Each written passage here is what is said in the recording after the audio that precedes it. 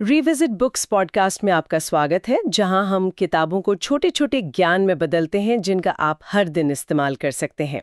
आज हम एक ऐसी किताब पर चर्चा करने वाले हैं जिसने अमेरिका में अमीरी और दौलत को लेकर बनी बनाई सोच को पूरी तरह से हिला दिया। हाँ। किताब का नाम है the millionaire next door, the surprising secrets of America's wealthy. बिल्कुल। इसके लेखक हैं थॉमस जे स्टैनली और विलियम डी डैंको। बिल्कुल। इन्होंने 20 साल से भी ज्यादा वक्त लगाकर हजारों करोड़पतियों का सर्वे किया, इंटरव्यू लिए। हाँ, और जो उन्होंने पाया वो हमारी आम धारणाओं से बिल्कुल उलट था। अच्छा। अक्सर हम सोचते हैं करोड़पति मतलब बड़ी बड़ी गाड़ियां, आलीशान बंगले, है ना, डिजाइनर कपड़े। हाँ, वही। लेकिन लेखकों ने पाया कि हकीकत इससे कोसों दूर है। उनका शोध बताता है कि असली करोड़पति अक्सर हमारे आसपास रहने वाले साधारण लोग ही होते हैं। सच में? हाँ, जिनका रहन सहन बिल्कुल आम होता है।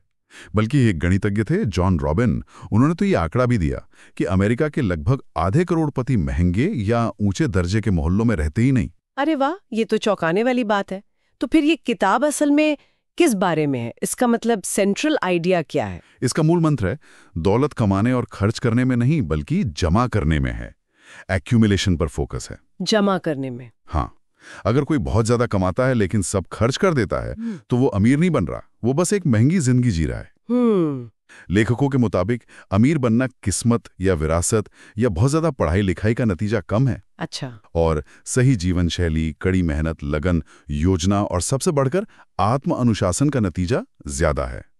ये किताब असल में आर्थिक आजादी पाने के रास्ते खोलती है। तो ये चर्चा किसके लिए सबसे ज्यादा फायदेमंद हो सकती है? मतलब किन लोगों को इसे जरूर सुनना चाहिए? देखिए, ये उन सभी के लिए है जो कभी सोचते हैं यार मैं कमाता तो ठीक ठाक हूं पर पैसा जुड़ता क्यों नहीं। हाँ, ये सवाल तो बहुत लोगों के मन में आता है। बिल्कुल। या फिर जो लोग मीडिया में दिखाई जाने वाली अमीरी की चकाचौंध से परे असली दौलत बनाने की जो ठोस रणनीतियां हैं उन्हें समझना चाहते हैं। ये उन लोगों के लिए है जो सच में वित्तीय स्वतंत्रता की तरफ बढ़ना चाहते हैं, चाहे उनकी आज की आमदनी कुछ भी हो। हाँ, और शायद खास तौर पे उनके लिए जो अपनी खर्च करने की आदतों और अपनी लाइफस्टाइल पर एक बार फिर से सोचने को तैयार है ना? बिल्कुल। ये सिर्फ अमीर बनने के नुस्खे नहीं हैं, ये एक पूरी मानसिकता बदलने वाली बात है। अच्छा। और ये बात हर आय वर्ग पर लागू होती है। ऐसा नहीं कि सिर्फ ज्यादा कमाने वाले ही। नहीं। किताब में एक फायरमैन मिस्टर बॉबिन्स का उदाहरण है। उनकी आय कोई बहुत ज्यादा नहीं थी, लेकिन उन्होंने अपनी आय और उम्र के हिसाब से जितनी संपत्ति होनी चाहिए थी उससे कहीं ज्यादा जमा की थी। वो PAW थे। अच्छा, इस पे आएंगे हम। हाँ, और वही दूसरी तरफ एक डॉक्टर एश्टन, जिनकी आय बहुत ज्यादा थी, वो अपनी आय और उम्र के हिसाब से उतने अमीर नहीं थे जितने हो सकते थे। मतलब UAW थे। UAW, under accumulator. हाँ, तो ये दिखाता है कि आपकी कमाई से ज्यादा जरूरी है कि आप उसमें से कितना बचाते और निवेश करते हैं। समझ गए। चलिए, अब उन मुख्य बातों पर आते हैं जो इस किताब को इतना खास बनाती हैं। पहला अहम सबक आपने बताया, असली करोड़पति वैसे बिल्कुल नहीं होते जैसा हम सोचते हैं। बिल्कुल नहीं। तो किताब जिस पड़ोसी करोड़पति या मिलियनेयर नेक्स्ट डोर की बात करती है वो कौन है असल में? ये वो लोग हैं जो शायद आपके बगल वाले घर में रहते हों और आपको भनक भी ना लगे कि वो करोड़पति हैं। अच्छा। हाँ, किताब में एक ट्रस्ट ऑफिसर का किस्सा है। वो पहली बार करोड़पतियों के एक ग्रुप से मिलने गया तो हैरान रह गया। क्यों? वो तो एकदम सूट बूट में तैयार होके गया था, लेकिन सामने बैठे करोड़पति बिल्कुल साधारण कपड़ों में थे। कई तो सस्ती टाइमेक्स या सेको जैसी घड़ियां पहने थे। कमाल है। तो किताब के हिसाब से एक आम करोड़पति का प्रोफाइल वो कैसा होता है? देखिए, किताब के शोध के मुताबिक एक औसत करोड़पति करीब 77 साल का पुरुष है, शादीशुदा है और उसके 3 बच्चे हैं। ठीक है। और सबसे दिलचस्प बात यह है कि काम करने वाले करोड़पतियों में से लगभग 2/3 सेल्फ एम्प्लॉयड हैं, मतलब अपना काम करते हैं। 2/3? जबकि अमेरिका में सिर्फ 20% लोग सेल्फ एम्प्लॉयड हैं। हाँ बिल्कुल, ये बड़ा अंतर है। और ये अक्सर वो काम करते हैं जिन्हें हम डल नॉर्मल कह सकते हैं। डल नॉर्मल मतलब ऐसे व्यवसाय जो ग्लैमरस नहीं लगते, जैसे वेल्डिंग कॉन्ट्रैक्टर, नीलामी करने वाले, पेस्ट कंट्रोल सर्विस चलाना या मोबाइल होम पार्क के मालिक होना। अरे, मतलब कोई हाई फाई टेक स्टार्टअप या फैंसी कंसल्टिंग फर्म वाला जरूरी नहीं है। जरूरी नहीं, बिल्कुल नहीं। उनकी औसत सालाना घरेलू आय भी कोई आसमान छूती हुई नहीं, लगभग $1,31,000 बताई गई है। ठीक। और ये तथ्य तो शायद सबसे ज्यादा हैरान करने वाला है। इनमें से 80% से ज्यादा पहली पीढ़ी के अमीर हैं। 80%? हाँ, यानी उन्होंने अपनी दौलत खुद बनाई है, उन्हें विरासत में कोई खजाना नहीं मिला। ओह, ये तो बहुत बड़ी बात है। ये इस धारणा को पूरी तरह तोड़ देता है कि अमीर बनने के लिए अमीर घर में पैदा होना जरूरी है। बिल्कुल, 8 में से 10 करोड़पति अपनी मेहनत से बने हैं। दौलत कमाई जा सकती है, सिर्फ मिलती नहीं है। किताब में शायद जॉनी लुकास का भी उदाहरण था। हाँ, जॉनी लुकास करोड़पति थे, लेकिन साधारण घर में रहते थे, मामूली खर्च करते थे, और उन्होंने अपनी जिंदगी का सबसे महंगा सूट सिर्फ $399 का खरीदा था। सोचिए, $399 का सबसे महंगा सूट। हाँ, तो ये उस छवि से बिल्कुल अलग है जो हमें फिल्मों या टीवी पर दिखाई जाती है। सही कहा। और ये इसलिए महत्वपूर्ण है क्योंकि ये समाज की सफलता की जो परिभाषा है ना, जो अक्सर बाहरी दिखावे पर टिकी होती है, उसको चुनौती देता है। हाँ, कि जिसके पास महंगी कार है वही सफल है। बिल्कुल, किताब कहती है कि ये लोग महंगी चीजें खरीदने से ज्यादा अपनी आर्थिक स्वतंत्रता को महत्व देते हैं। असल में महंगी चीजें खरीदना अमीर बनने के रास्ते में एक रोड़ा ज्यादा है, उपलब्धि कम। तो ये करोड़पति दिखते साधारण हैं और दौलत खुद बनाते हैं। अब समझते हैं कि वो ये करते कैसे हैं। यहीं पर शायद दूसरा अहम सबक आता है। आमदनी ही दौलत नहीं है, बचत और निवेश है। बिल्कुल सही कहा। दौलत वो है जो आप जमा करते हैं, ना कि वो जो आप कमाते या खर्च करते हैं। नेटवर्थ इज की। नेटवर्थ। हाँ, यहीं पर किताब दो तरह के लोगों की बात करती है। PAWs, prodigious accumulators of wealth. Prodigious accumulators of wealth. हाँ, यानी वो लोग जो अपनी आय और उम्र के हिसाब से उम्मीद से कहीं ज्यादा दौलत जमा करते हैं। और दूसरे UAWs, under accumulators of wealth. Under accumulators, यानी वो जो अपनी अच्छी खासी आय के बावजूद उतनी दौलत नहीं जमा कर पाते जितनी करनी चाहिए थी। और किताब ये जानने का एक तरीका भी बताती है कि किसी को कितना अमीर होना चाहिए, है ना? वो उम्र और आय वाला फॉर्मूला। हाँ, एक आसान सा नियम है अपनी अपेक्षित संपत्ति का अंदाजा लगाने का। अपनी उम्र को अपनी सालाना घरेलू आय से गुणा करें। हाँ, इसमें विरासत में मिली संपत्ति शामिल नहीं करनी है। अच्छा। तो उम्र गुणा वार्षिक आय 10, ये आपकी अपेक्षित संपत्ति है। ठीक है। अगर आपकी वास्तविक संपत्ति इससे दोगुनी या ज्यादा है तो आप PAW हैं, और अगर आधी से भी कम है तो आप UAW हैं। जैसे वो फायरमैन मिस्टर बॉबिन्स PAW थे और डॉक्टर एश्टन UAW। बिल्कुल, कमाई से ज्यादा मायने रखता है कि आप अपनी कमाई के अनुपात में कितना जमा कर पाए हैं। तो PAW बनने का राज क्या है फिर? सबसे बड़ा राज है अपनी आय से कम में जीना, लिव बिलो योर मीन्स। ये सुनने में बहुत आसान लगता है, पर करना मुश्किल है। हाँ, ये तो है। किताब में उन इंजीनियर पति पत्नी का जिक्र है जो बताते थे कि वे हमेशा एक व्यक्ति की आय पर घर चलाते थे और दूसरे की पूरी आय बचा लेते थे। पूरी आय? हाँ, और जब भी उनकी तनख्वाह बढ़ती वे और ज्यादा बचाते, खर्च नहीं बढ़ाते थे। ये अनुशासन है। और वो टैक्स बचाने वाली बात भी थी कुछ, रियलाइज्ड इनकम कम रखना। ये रियलाइज्ड इनकम क्या चीज है? देखिए, रियलाइज्ड इनकम का मतलब है वो आय जिस पर आपको वास्तव में टैक्स देना पड़ता है, जैसे आपकी सैलरी, या अगर आपने कोई प्रॉपर्टी बेची तो उससे हुआ मुनाफा, या डिविडेंड से मिली आय। अच्छा। PAWs अपनी संपत्ति को बढ़ाते तो हैं, पर उसे तुरंत कैश में बदलकर ऐसी टैक्सेबल इनकम बनाने से बचते हैं जिस पर ज्यादा टैक्स लगे। मतलब वो अपने निवेश को लंबे समय तक होल्ड करते हैं। किताब में बारबरा PAW और शारन UAW का उदाहरण है। बारबरा की संपत्ति शारन से कहीं ज्यादा थी, लेकिन उसकी रियलाइज्ड इनकम उसकी कुल संपत्ति का सिर्फ 6.2% थी। सिर्फ 6.2%? हाँ, वहीं शारन की रियलाइज्ड इनकम उसकी संपत्ति का लगभग 60% थी, जिस वजह से उसे बहुत ज्यादा टैक्स देना पड़ता था। पाउज अपनी कुल संपत्ति का औसतन सिर्फ 6-7% ही रियलाइज्ड इनकम के तौर पर दिखाते हैं। ओके। इसके अलावा वो अपनी फाइनेंशियल प्लानिंग पर भी काफी वक्त देते हैं। हाँ, ये भी एक बड़ा फर्क है। किताब के मुताबिक मध्यम आय वर्ग में पाउज महीने में औसतन 8.4 घंटे अपनी वित्तीय योजना बनाने और निवेशों को मैनेज करने में लगाते हैं। 8.5 घंटे लगभग। हाँ, जबकि UAWs सिर्फ 4.6 घंटे लगाते हैं।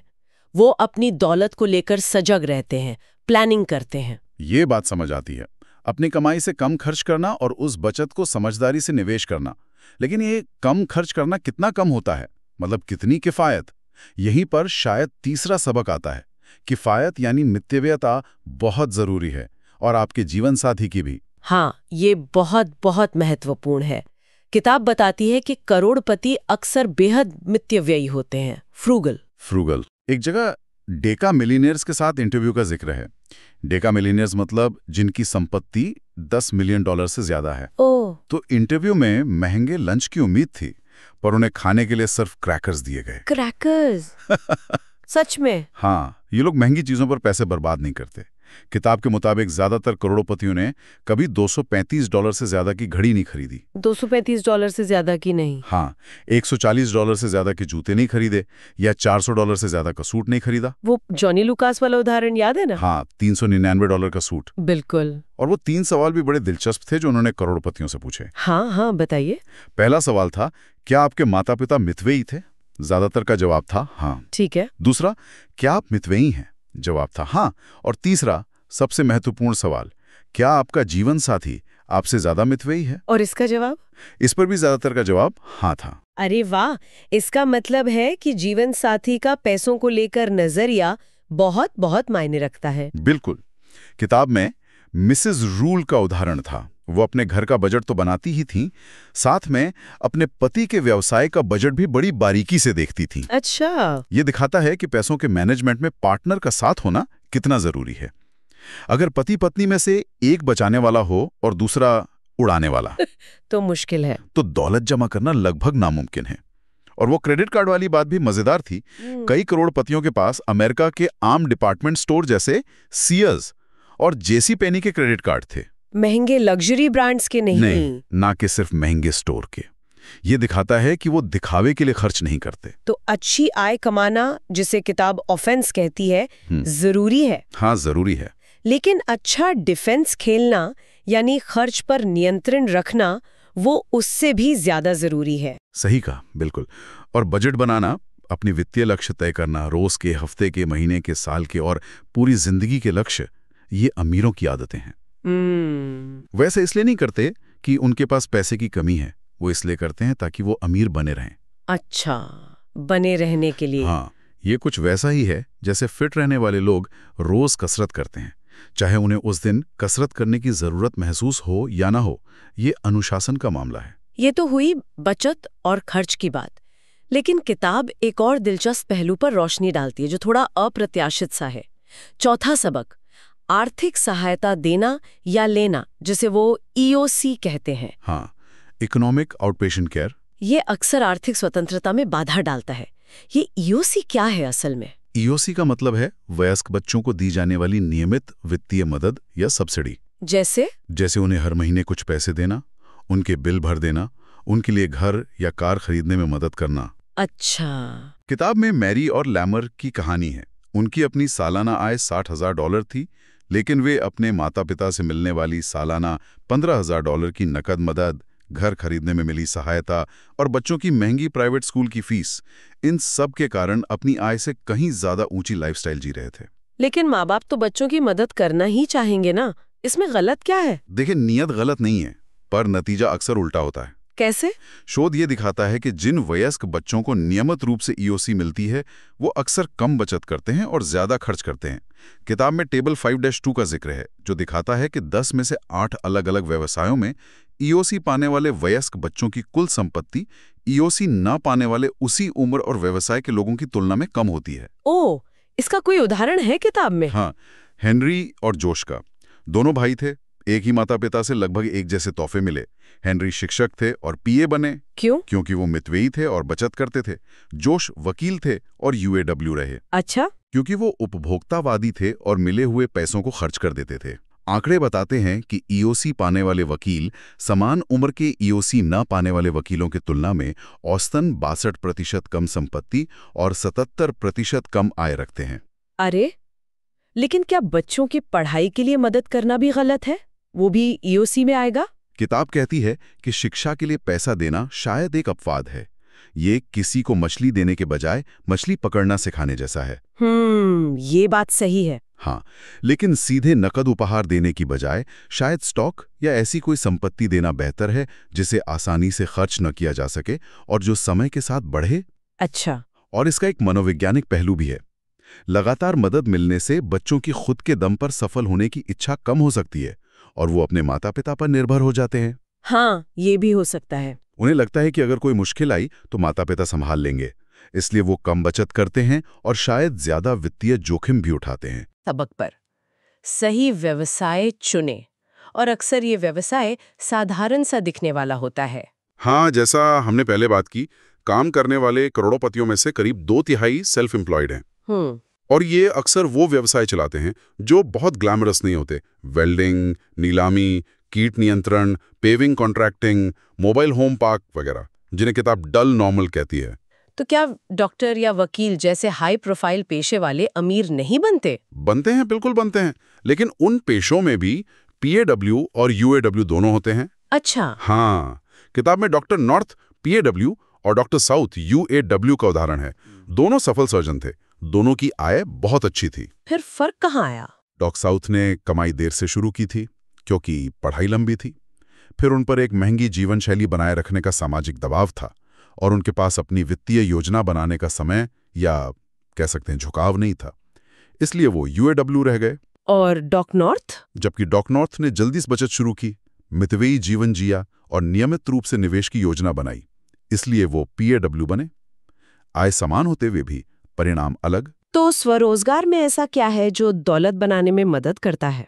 शायद अपनी आय और काम पर ज्यादा नियंत्रण होना, मुनाफे की ज्यादा संभावना होना, हालांकि जोखिम भी ज्यादा होता है। हाँ, वो तो है।